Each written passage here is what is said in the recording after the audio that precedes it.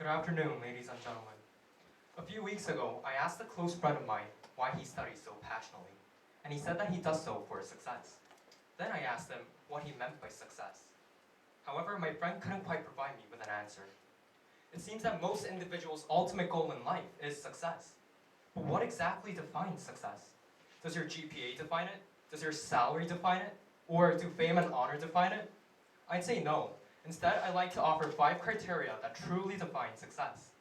Your self-satisfaction on life, your willingness to challenge yourself, true friendship, the courage of maintaining your character, and lastly, your ethics. At the onset, the most important criterion for success is your self-satisfaction on life. All the other possible criteria regarding success, such as fame or money, would be meaningless if you weren't truly satisfied with your life. Remember, it's not your mother's life, it's not your employer's life, and nor is it your college admissions officer's life. It's your life. But then how do you know if you're satisfied with life? The truth is, your satisfaction on life can be defined by a simple question. When you wake up in the morning, how do you feel? Do you feel excited, enthusiastic, and eager to get up and continue with life? Or do you want to go back to sleep, back to your dreams, and avoid reality? If you're eager to wake up and prefer your real life over your sweet dreams, you are well satisfied with your life, and thus most likely successful. Your self-satisfaction on life defines success, and you can improve your satisfaction by maintaining a positive attitude, having high self-esteem, and setting life goals. In addition, whether you continuously challenge yourself can also define success. Let me ask you a question. Is there anything new, anything challenging, or anything unusual you're trying nowadays? If you're able to answer yes, you have succeeded. This is because if you only do what you're used to and what you're comfortable with, there's no challenge, thus no improvement, and eventually no success. In contrast, if you consistently challenge yourself and try something new, you learn things and you grow regardless of the results. How else can you expect yourself to improve if you don't challenge yourself and provide yourself with an opportunity to learn new things? Thus, the simple action of trying something new defines success. Another question to ask to help define success is whether you have a true friend or not. Now, I'm not asking for your number of Facebook friends or your number of Twitter followers. I'm asking for a real friend with whom you can have hours and hours of conversation, with whom you can cry and laugh together, and with whom you share various memories and jokes. Even if you were rich, if you were without a true friend, you would be lonely and stressed out. Having one true friend can make you successful, as this means you have someone to communicate with and rely on any time. Of course, one might say that having many friends is better than having just one true friend. However, in this case, quality wins quantity. Having many friends is like skating on wide but thin ice. On the other hand, having a single true friend is like skating on narrow but thick ice. The first kind of ice may be wide, but you never know when it will crack and when you will fall. The second may be narrower, but you know you can depend on it because you're aware it's thick and that it won't crack as easily as the first kind does. Now, I'm not saying that having many friends is bad. I'm simply stating that finding a true friend must be prioritized over even attempting to make more. Having true friendship determines success. So if you don't have one currently, start opening yourself up to new relationships and look for the right person. Similarly, whether you stay yourself in this rapidly changing world defines success. There are more than 7 billion people in the world.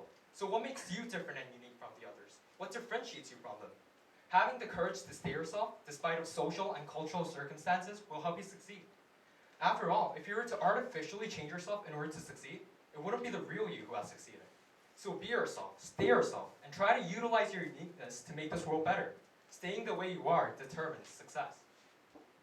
The final definition of success is whether you live fair and clean, without cheating or sinning. Simply stated, are you an ethical person? If your son or daughter were to ask you to tell about your life, would you be able to tell them every part of it? Or would you have to leave out some parts for being embarrassed and ashamed of your wrongdoings?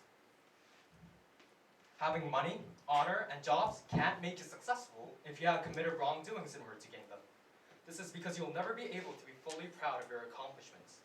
Hence, your ethics, including integrity, respect, and commitment, are naturally necessary for you to be considered successful.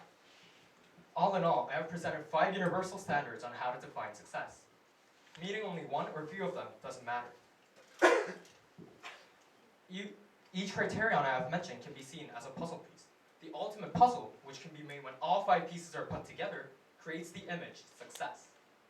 The most important thing about these standards is that you can still achieve them, even if you begin at this very moment. So from today on, keep in mind these criteria that define success, and take small steps toward them. In the end, I assure you that you will find yourself to be a successful individual. Thank you. questions to the speaker? So what makes you unique compared to all the other 7 billion people in the world?